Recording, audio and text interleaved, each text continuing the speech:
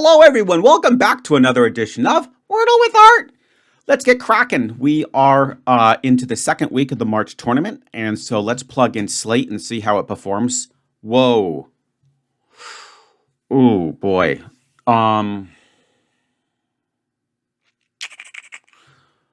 Okay. That's quite a bit. That is quite a bit to work with. So unfortunately, and I think I need to start doing it, I have not memorized these combinations where you get a green and two yellows. But I do think it would behoove me to do so, because when I got into these things back before, when I was still using when I was doing the Squirtle words, but I still didn't use a green and two yellows. I sort of just tried to wing it, and it didn't pay off, unfortunately. It didn't pay off, but boy, I'm going to tell you one thing. If I screw this one up, you better believe I'm going to memorize. By the way, if you do the math, a green and two yellows, there's 30 different combinations, okay? There's 30 different combinations that you would have to memorize, and I am definitely going to do it, because these do pop up quite a bit. All right. Oh, no. I'm very, I have to be honest, I'm actually quite concerned here. I mean, if you think about it, you should be able to get it in 3 as long as it's not a trap.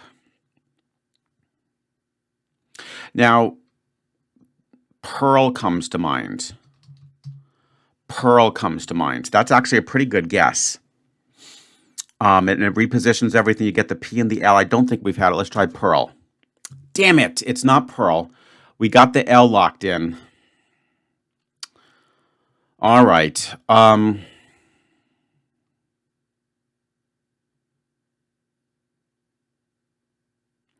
Well, so now we're going to put the E either up front or, oh no, it's obviously front. I mean, I was thinking for some reason it would end E-A-L, but no, it's up front.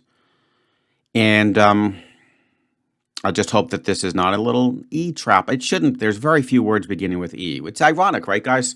It's the most common letter in the English language, and yet relative to that, it's there's very few E words. Okay, let's see if we can nail this. It's not equal. That wouldn't even make sense because the A is not in the 4th position. So,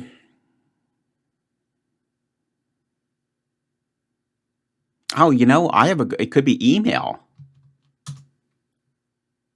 Woo! Not going to go overboard. I'm going to go overboard if I get the 2s, guys. But I think that was pretty good. I'll take it. A 3 is solid. And there you have it. It was email. Slate, Pearl, email. I think actually Pearl was pretty good. We'll use Squirtle to see if Pearl nailed it for me. I guess maybe that was a good guess. But I don't think we've had it. So yeah, let's go ahead and just check our buddy Squirtle. I'm pretty happy with that, actually. Pretty happy with that. So quickly go and do Squirtle here. Email. That's a good one. Slate, and we did Pearl. Oh, wow. That was a darn good guess, huh, guys? Wow. Now, it wanted me to do Leaky, so I would assume that would also get it straight in. But that was really great guess. It nailed it. Oh, wow. That's awesome. So, yeah, you had Leaky, Leafy, Mealy, Leery, Learn, Liddy, Leany, and all these actually pretty decent words. Most of them do make sense, actually. I'm actually wondering, it seems to me like for those of you who start with Slate, I think it's inevitable that you're going to get it in 3 because their Leaky would get it, I'm sure. Or would it? Let's actually try that. Or was just my Pearl even better guess just to get to email? Let's try it. I'm kind of curious if we use their Leaky, and then we'll know.